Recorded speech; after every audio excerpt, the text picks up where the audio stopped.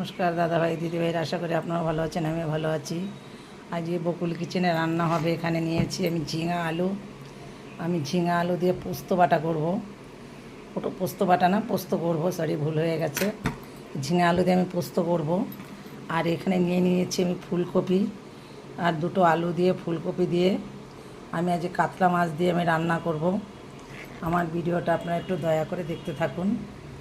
কাতলা মাছ দিয়ে রান্না করব, আর ফুলকপি আলু, আর এখানে ঝিঙা আলু দিয়ে আমি পোস্ত করব।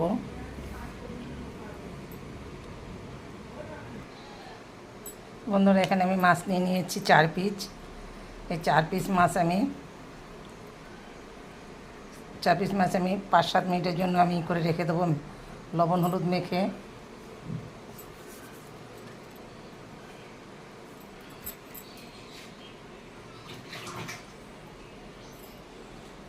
এর ভিতরে আমি একটু তেল দিয়ে দেবো।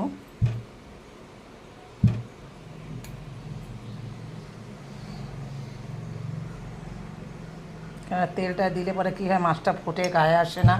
কারণ সকালবেলা তো আমি স্নান করে নিই, গায়ে মাছের তেল ফুটে আসতে পরে আবার চান করতে খুব অসুবিধা লাগে। কেন মাছের তেল গায়ে চলে গেলে না, স্নান না করে থাকা যায় না, গায়ে খুব গন্ধ হয়ে যায়। যার জন্য মাছ আমি একটু তেল মেখে নিই।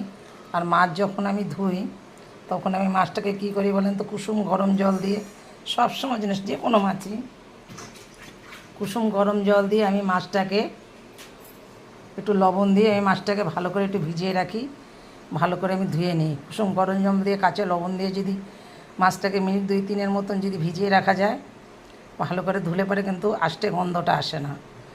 যার জন্য আমি একটু মাছ ভাজতে গেলে সবসময় একটু তেল দিয়ে দিই, সাথে যায়, যার জন্য ফুটে গায়ে না আসে।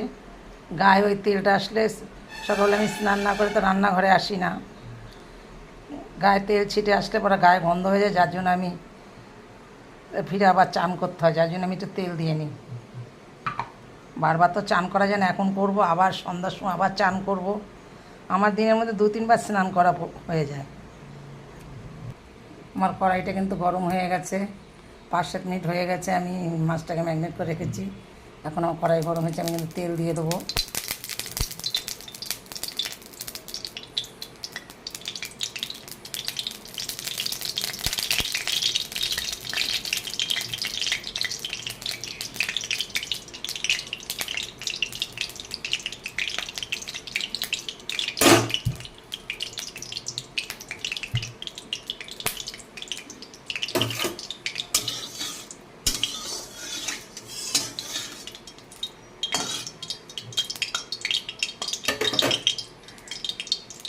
এখন কিন্তু আমি মাছটা দিয়ে দেবো, তেলটা আমার গরম হয়ে গেছে।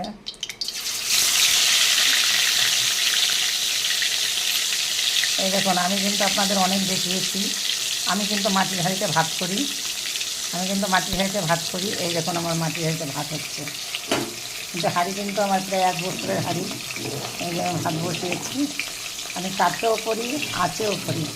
হাঁড়ি কিন্তু ব্যবহার ঠিক মতো না করতে পারলে ফেটে যায়। আমার ভাত বসিয়েছি মাটির হাঁড়ি, আমি কিন্তু মাটির হাঁড়িতে কিন্তু দুবেলা আমি ভাত করি। মাছটা কিন্তু আমার ভাজা হয়ে গেছে 2 পিস, আমি কিন্তু লাল করে ভেজেছি। বেশ তো ফ্রিজে ছিল মাছ, তো যার জন্য একটু টাইট করে ভাজতে হলো মাছটাকে আমার। এখন আমার মাছ ভাজাটা হয়ে গেছে, এর ভিতরে আমি দিয়ে দেবো কিছুটা সরষের তেল। মাছ ভাজার তেলের মধ্যে আমি কিন্তু তেলটা দিয়ে দিচ্ছি।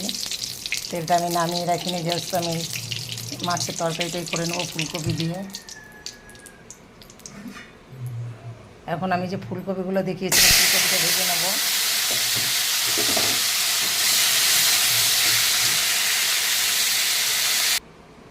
ফুলকপিটা আমি ভেজে নামিয়ে নিয়েছি। এখন এর সঙ্গে আমি আলুটাকে ভেজে নেবো। আমার ফুলকপি আলু কিন্তু ভাজা হয়ে গেছে। তেলের মধ্যে আমি আরেকটু তেল দিয়ে দেবো।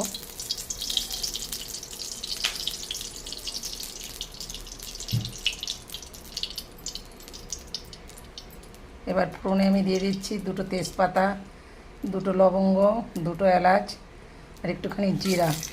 আমি কিন্তু ফোড়নে দিয়ে দিচ্ছি।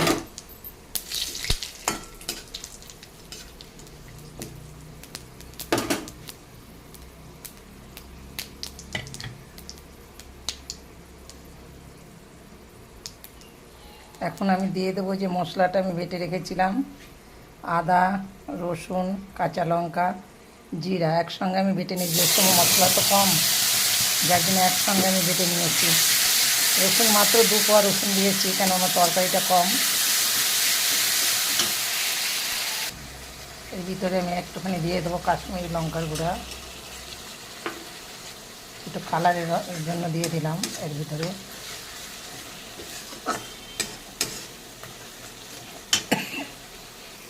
এটার ভিতরে দিয়ে দেবো আমি কিছুটা হলুদ, তার ভিতরে দিয়ে দেবো আমি একটু লবণ।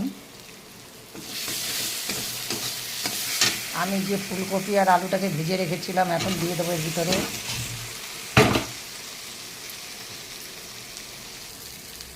এখন আমার এটা কষানো হয়ে গেছে, আমি এখন দিয়ে দেবো জল। আমি কুসুম গরম জল দিয়েছি, কিন্তু এর ভিতরে আমি ঠান্ডা জলটা তরকারিতে, যে কোনো তরকারিতে আমি খুব কম ব্যবহার করি, গরম জলটাই আমি বেশি ব্যবহার করি।